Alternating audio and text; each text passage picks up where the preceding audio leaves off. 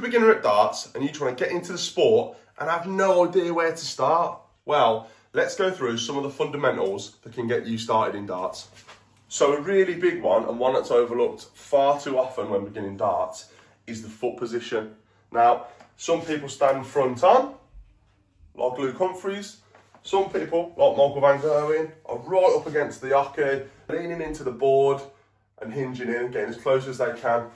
Some of these things won't work for you. So what you want to do is you want to find the comfiest position you can stand in, whether it's front foot, front forward, foot up against the hockey. Just find that comfortable position, because without being comfortable at the hockey, you're going to be moving, you're not going to be feeling confident when throwing. Lots of different topics towards it. Secondly, with the foot position comes a sturdy base.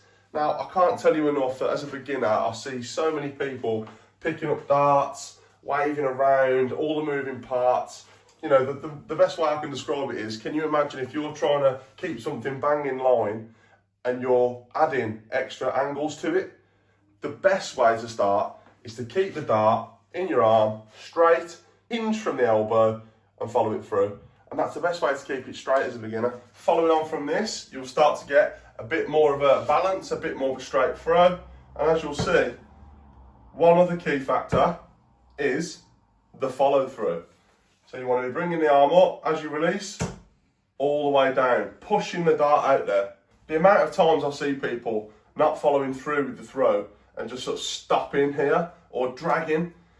You want to repeat this and have it consistent. So if you're finding a good throw and you're on form, you want to know that you can set up the same time every time and keep a nice straight throw. Another key factor that I didn't pick up until a little bit later on in my darts game is just never take your eyes off the target. And it sounds so simple, but without someone telling you, you don't even think the amount of times you'll be throwing at something, or you miss it and you look away or look at your friends or get distracted.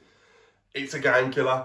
So if you're at the treble 20, keep your eyes pinned on the treble 20. If you miss it, don't stop staring at it. Just keep going at it. Don't get distracted. Just stay on task. And that is essential. So the first question on most people's lips when they want to start darts is, what darts should I buy? And it's a common question, you know, you want to get into it, you see all the big names and you want to get their darts, such as these. But my honest opinion is you can't go wrong with a set of javelins. Start with something basic.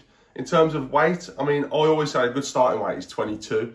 Kind of sits in between 22 or 23. And then find your grip, find your throw. And if it's not working, just perfect that straight throw and move through the weights as you go.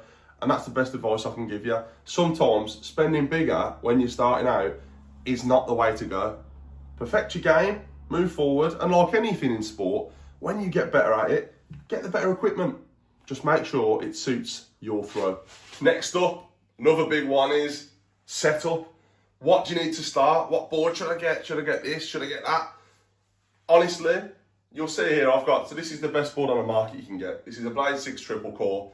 As long as you rotate the board plenty of times, it will last you a long, long time. I've got the target on there around it as well, which is an auto scoring system. Now this is all great to have when you've been playing darts for a pretty reasonable amount of time and you've perfected your throw. I'm not saying I have, I'm still pretty average, but you know, I put a lot of effort into it. As a beginner, I generally think you can't go wrong with just a standard blade, not even a triple core, just a single core. Target do some really good boards, but again, you know, if you're starting out, I don't think you're wrong with just getting a board from Argos or something just to start off. And once you see if you like the sport and you want to carry it on, that's the time to invest in a more expensive board. You know what they say, if you buy cheap, you buy twice. And this is very much the case with dartboards. One thing to note on these as well is you see around the more expensive boards, there's no staples that you'll see in the cheaper, tackier boards.